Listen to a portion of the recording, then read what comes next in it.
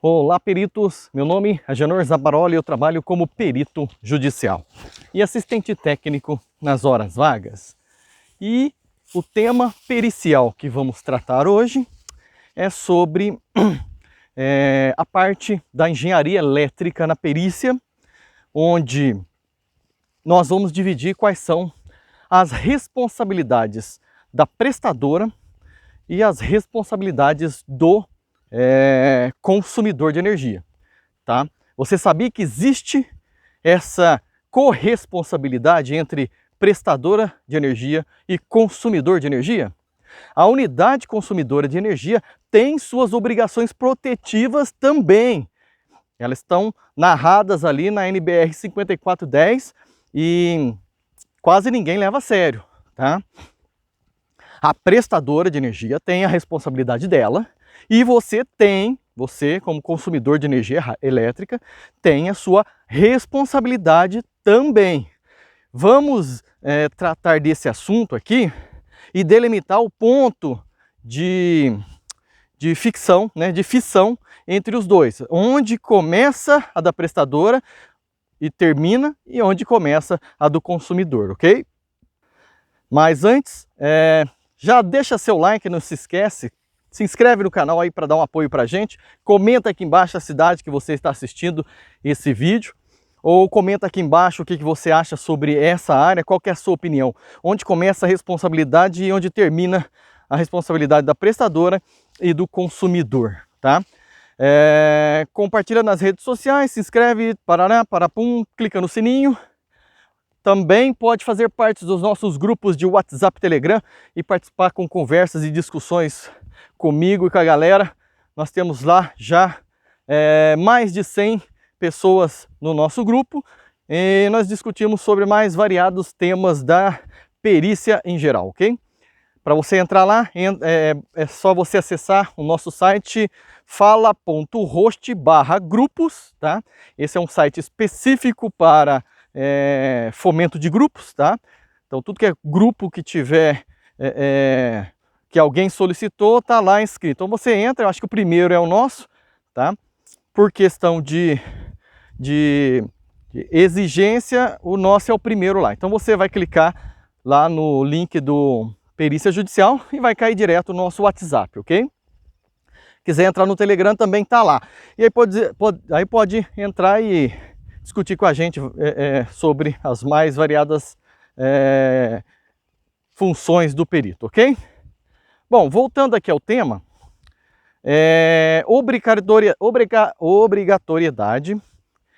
responsabilidade da prestadora e responsabilidade do consumidor de energia. A maioria dos advogados, quando entra com um processo contra uma prestadora de energia, ele diz que por causa da péssima qualidade da prestadora de energia, o seu cliente recebeu variação energética e destruiu, trouxe dano aos seus equipamentos eletrônicos, tá? Só que os advogados, eles não têm a noção de onde começa a responsabilidade e onde termina da prestadora. E ele não tem a noção também que o consumidor tem a obrigação de proteger a sua unidade. Vamos fazer um resumo aqui bem rápido antes de eu fazer uma explicação aprofundada. A prestadora de energia tem a obrigação de proteger a rede dela. Ela tem como obrigação proteger a rede dela de variação de energia e não a rede do consumidor. Ela não tem que proteger a rede do consumidor, ela tem que proteger a rede dela. A obrigação de proteger a rede do consumidor é do consumidor. Está bem dividida ali a responsabilidade. Vai na NBR 5410 e você verá. O consumidor tem que colocar sistema de proteção contra variação de tensão, variação de corrente, surtos energéticos, temperatura e falta de energia. Não sei se você sabe, a NBR 5410 traz a responsabilidade do consumidor também se garantir com equipamentos que garantam o funcionamento da rede deles por falta de energia. Então é do consumidor essa responsabilidade, tá? Só que isso exime por completo a responsabilidade da prestadora de energia? É lógico que não, né, pessoal? O pensamento central dessa corresponsabilidade energética protetiva cada um protege a sua. Se cada um protege a sua, né, você consegue, se a prestadora protegeu a rede dela, então entende-se que não vamos ter variação energética entrando dentro da rede do cliente, né, do usuário, do consumidor. E se o usuário consumidor proteger a rede dele, a variação energética que pode produzir dentro da unidade consumidora do consumidor também não vai escapar para fora, porque nós temos ali todo um sistema de proteção. Quais são eles? Vamos lá, vamos falar quais são os sistemas de proteção de uma unidade consumidora. Disjuntores, tá? A NBR fala quanto maior a quantidade de disjuntores por circuito, melhor, tá? Então o ideal seria um disjuntor para cada ponto de tomada e um disjuntor para cada ponto de energia, de iluminação. Mas é lógico, ficaria complicado, né? Ficaria oneroso demais. Então o que nós fazemos hoje em dia? Cada cômodo nós dividimos um disjuntor de tomadas, né?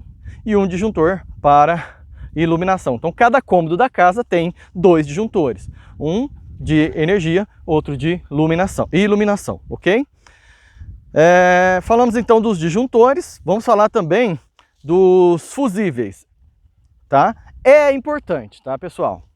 Apesar de hoje em dia não ser mais comum, mas é importante ter fusíveis, apesar de que os disjuntores fazem esse papel, tá? De análise de temperatura, tá? Mas se você quiser, não é impossível, não é impeditivo, tá? Outro ponto, DPR, né? Desculpa, DPS, dispositivo de proteção contra surtos energéticos. O que é? Variação de tensão. Cai um raio na rede, a tensão da rede era 110. O raio somou, né? Porque na matemática tudo se soma, tudo se subtrai. Então se você joga uma tensão muito alta numa fiação de 110, você vai somar, então você vai ter ali picos altíssimos. O DPS de classe 1, classe 2, classe 3 vai tentar resolver essa questão, tá? Então o de classe 2 é o mais exigido para unidades consumidores residenciais, tá? Ele vai afastar variações indutivas, tá? Variações que venham da prestadora ou que surjam dentro da rede da unidade consumidora e joguem para fora para a rede da prestadora.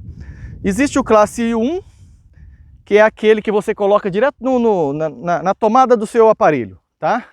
Imagina ali que você tem um aparelho e você coloca chamado clamper, famoso clamper. Você coloca ele bem na tomada da sua TV, da sua geladeira, da tomada do equipamento. O ideal é que tenha um clamper para cada equipamento elétrico e eletrônico dentro da sua casa, né? Um em cada tomada. Esse de classe 1. O de classe 2 na caixa de disjuntor, ali no dispositivo, como chama? No QDP, quadro de distribuição principal. E o classe 3 não se utiliza em residência, é mais para indústria, a não ser que você tenha, por exemplo, um para-raio, uma torre em casa, algo que atraia raios, tá? Aí sim é importante você colocar o de classe 3, que ele é para descargas diretas, tá? Classe 2 é indireto. Bom, o DR é importante também, para quê? Para evitar corrente de fuga, principalmente para proteger pessoas e animais de corrente de fuga, quer dizer, tomou choque, ele percebe que você está tomando choque e derruba, tá? Essa é a teoria do DR. Bom, basicamente são esses equipamentos aí que protegem a rede. E são esses equipamentos obrigatórios dentro de uma unidade de consumidora de energia, tá? Agora, quais são as obrigações... A imagem tá boa? Tá, eu acho que tá. Quais são as obrigações da prestadora de energia? Nós falamos da unidade consumidora, que é regida pela 5410. E agora, quais são das prestadoras? A prestadora ela é regida pela normativa da ANEEL. E a ANEEL deixa muito claro que a prestadora pode criar suas próprias regulamentações, tá? Então quer dizer que é fácil, a prestadora cria sua regulamentação e pronto, ela se protege, não é assim. Como ela é uma prestadora, ela tem obrigação objetiva. O que significa isso? Que se ela criar uma regulamentação que vá contra a engenharia, né, vá contra todos os trâmites, lógico, vai contra inclusive a 5410, porque se ela cria uma regulamentação que, por exemplo, coloca em xeque, coloca em risco o cliente dela, ela vai levar multas altíssimas. Então não é bem assim. Então a prestadora, ela cria suas próprias regulamentações, ela apresenta essas regulamentações para o órgão governamental, que é a ANEEL, e o que ela faz? Ela é muito bem acompanhada, fiscalizada nesse ponto. Sem contar que cada pessoa que quiser pode entrar na justiça contra a prestadora para discutir aquela normativa, né? E se for cabível, correção, entendeu? Então, a prestadora ela tem que criar suas próprias normativas. Isso é muito bom, não é ruim, isso é muito bom, porque obriga a prestadora a ter uma normativa para cada atitude dela. Então, se ela não tem, por exemplo, uma normativa para análise de risco, por exemplo, ela já perdeu se o processo envolver análise de risco. Então você não tem a normativa própria para análise de risco? Então, você objetivamente tinha essa obrigação, não criou, portanto, você impôs risco ao seu consumidor, entendeu? É muito importante essa questão, tá? Eu acho interessantíssimo a ANEEL ter feito isso, tá? A prestadora de energia ela tem que criar suas próprias regras, só que amarrada à obrigação da prestadora de garantir o máximo de qualidade para o seu cliente, tá? Bom, quais são os equipamentos que a prestadora tem que colocar na sua rede? Bom, de tantos e tantos metros ela tem que pôr aterramento, tá? Eu esqueci de dizer, eu falei DPS lá na unidade consumidora, mas o DPS está atrelado ao sistema de aterramento, tá? Então, tem que ter um aterramento, sistema de proteção, que é o sistema verde, né? Que é o cabo verde, que é ligado ao sistema de aterramento. Então, já estava implícito ali esse sistema de proteção, tá? Bom, a prestadora de energia também tem que ter esse sistema de aterramento, tá? Ela também tem que ter o sistema de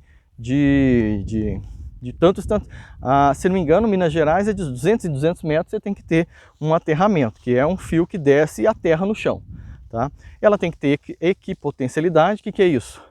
Ligar todos os equipamentos e massas metálicas têm que estar interligadas para que estejam no mesmo potencial energético, para você não ter o problema de tomar choque por tensão de passo. Tensão de passo se você tem dois pontos com tensões diferentes, se você encostar nessas duas partes, é possível tomar choque, porque vai existir ali uma corrente elétrica, tá? Uma diferença de potencial, quer dizer, tensão, imagina que você tem tensão 0 num ponto e tem tensão 100 no outro ponto, existe ali uma chance de tomar um choque quase certeiro, tá? Então nós falamos aqui até agora que a prestadora de energia precisa ter aterramento, eu estou falando com base em Minas Gerais, que eu moro aqui, né?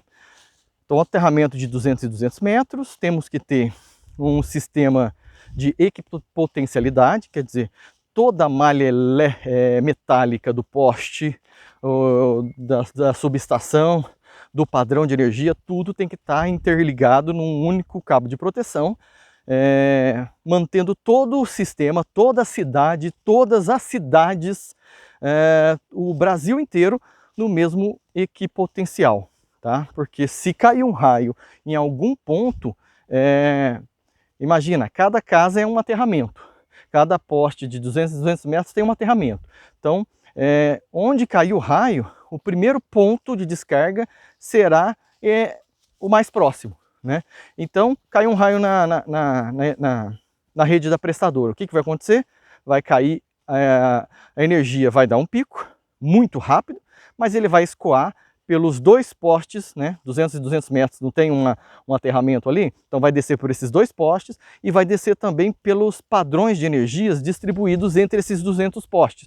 Quer dizer, ali você tem uma distribuição de aterramento, né? Uma malha de aterramento muito boa, muito grande, né? E sem contar, né, que as redes elétricas também, né, as fases também são aterradas. Eu já vou entrar nesse tema agora. Nós já falamos então sobre a equipotencialidade, já falamos sobre... o que nós falamos? Lembrando, equipotencialidade e o aterramento, né? Aterramento e equipotencialidade. Agora vamos falar sobre os captadores, né? Os para-raios, famosos para-raios. Esses captadores, a prestadora de energia tem que ter também de tantos e tantos metros ou em equipamentos específicos, tá? O que são eles? São equipamentos instalados na rede energizada, porque a equipotencialidade ela é feita geralmente na rede desenergizada, que é o fio neutro, né, o cabo neutro, e todas as massas metálicas do poste, como aquelas travessas do poste, aquele fio que vai em cima, um cabo que tem lá em cima, que é o chamado de guardião, né, os esteios, todos eles, dependendo da configuração, eles são aterrados numa única equipotencialidade, tá? Eles são todos interligados para manter o mesmo potencial energético. Agora, como que você aterra uma rede 110? Não tem jeito, se você enfiar ela no chão vai dar fuga de corrente e vai ficar gastando energia. Você perde muita energia se você conectar a fase no chão, né, no aterramento. Sem contar que você vai estar ligando um aterramento direto numa corrente, então não é essa o ideal. Então você coloca um sistema que é um captador, e ele é isolado, você pega a fase, conecta num polo dele, o outro polo dele é isolado da fase, mas quando cai um raio e a tensão ultrapassa uma determinada tensão, imagina ali, é 110, né?